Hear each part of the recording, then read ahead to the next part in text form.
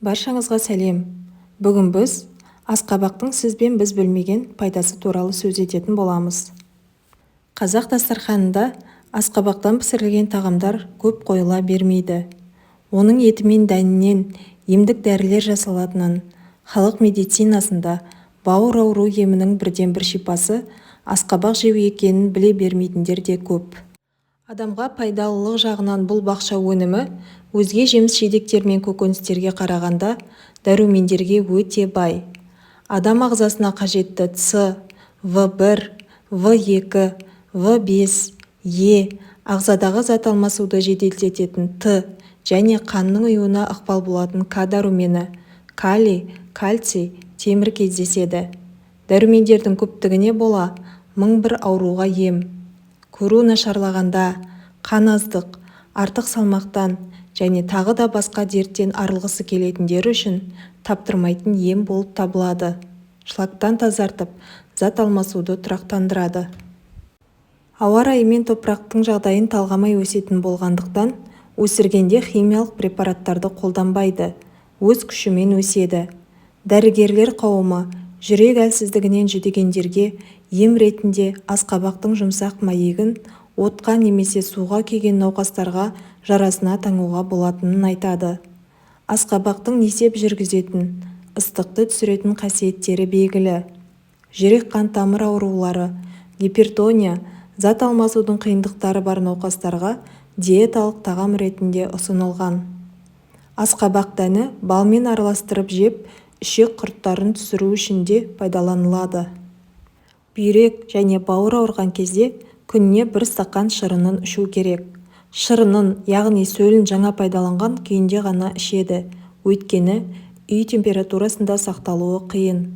Минералды тұздар мен дәрумендерге бай асқабақ дәндерінің құрамында ақуыздар, омега-3, қанықтандырылмаған май қышқылдары, селен, магний, мырыш, С және В тобының дәрумендері де жеткілікті.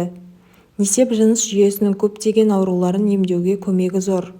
Сондай-ақ несеп айдаушы қабынуға қарсы, өт айдап паразиттерді жоятын қасиеттерге ие. Асқабақ шырынын балға қосып жатар алдында ішсе, жүйке жүйесін тыныштандырып, ұйқы дәрісі секілді әсер етіп, ұйқының тыныш болуына ықпал етеді. Жүкті әйелдердің жүрегінің айнығанын асқабақ шырыны басады. Ағза жүдегенде, әлсіздік кезінде асқабақты сүтпен дайындап, қаймақ, май, жаңғақ, бадаммен қосып жейді. Асқабақ дәні өте пайдалы заттардың қайнар көзі болып табылады. Айталық, асқабақ дәнімен халық емінде жүрек қан тамыр ауруларын емдейтінін білесіз бе? Одан да басқа 1000 түрлі дертке шипа болады. Нақтырақ айтқанда, қандағы холестерин деңгейін түсіреді. Жүрегі ауыратын науқастарға асқабақ дәнін үзбей жеуге кеңес беріледі. Өйткені бұл дән қандағы холестеринді төмендетіп, тромбтың түзілуін реттейді. Құрамындағы фосфор, мыс, темір элементтерінің арқасында қаназдық пен атеросклероз ауруынан айықтырады. Қатерлі ісіктің алдын алады. Асқабақ дәні кукурбитин деп аталатын теңдессіз байлықтың қайнар көзі. Ал бұл зат өз кезегінде қатерлі ісік ауруының алдын алып, ағзаны сақтайды, әрі қорғайды. Мамандар асқабақ дәнін үзбей жейтіндердің бауыр, сүт безі, тікішек, ұйқы безі, өкпе, асқазан қатерлі ісік ауруына ешқашан шалдықпайтынын растайды. Қандағы қанттың мөлшерін реттейді. Өздеріңіз білетіндей, қант диабетіне шалдыққан науқастар белгілі бір мәзірде тамақтануы тиіс. Қантты, тәттіні, ащыны, майлыны шектесе, ал көкөніс, жеміс, буға піскен және қайнатылған тағамдарға рұқсат етіледі. Оған қоса, асқабақ дәнінің де кереметтей пайдасы бар екені айтылады. Бұл бағалы дән ағзадағы улы затты шығарады, жасушаларды жаңартады, ұйқы безінің жұмысын жақсартады, инсулиннің дұрыс бөлінуін қадағалайды. Нәтижесінде қандағы қант мөлшері өз қалпына келеді. Ерлердің денсаулығын жақсартады. Простатит, қуық түбі безінің қабынуы ер азаматтардың көпшілігінде кездесетін ауру.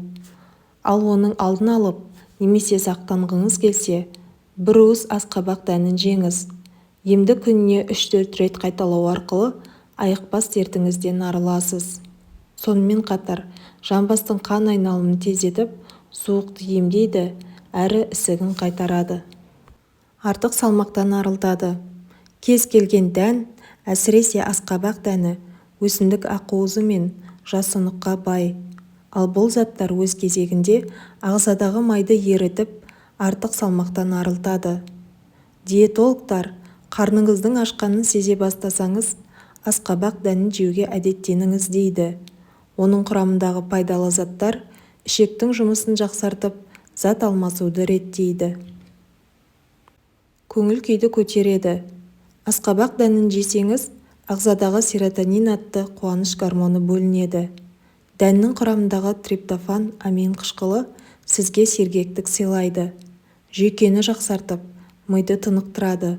Диетолог мамандар күніне 7 дана асқабақ дәнін жесеңіз, көңіл күйіңіздің керемет көтереді дейді.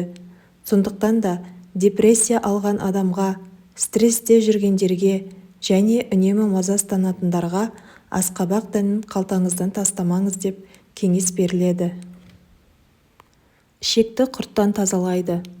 Асқабақ дәнінің құрамындағы кукурбитин амин қышқылы ішек құрттарының нағыз жауы. Ағзадағы кез келген құрттан асқабақ дәнін жеу арқылы оңай құтыласыз. Дәннің денсаулыққа тигізетін зияны жоқ. Буын ауруынан қорғайды. Суыққа қарсы күресетін күшке ие асқабақ дәні буын ауруын емдеп, тұз байлануды болдырмайды. Сондай-ақ несеп жүргізіп, артық тұзды шығарады. Керемет емдік қасиетке ие дән буынды түрлі дерттен сақтайды. Остеопороз ауруының алдын алады. Құрамы кальций, магний және мырыш элементіне бай асқабақ дәні сүйектің саулығын жақсартады. Сондықтан да остеопороз ауруының алдын алғыңыз келсе, қартайғанда сүйектен айырылғыңыз келмесе, немесе сүйектің сынуынан сақтанғыңыз келсе, онда күнделікті тамақтың алдында асқабақ дәнін жеуді ұмытпаңыз.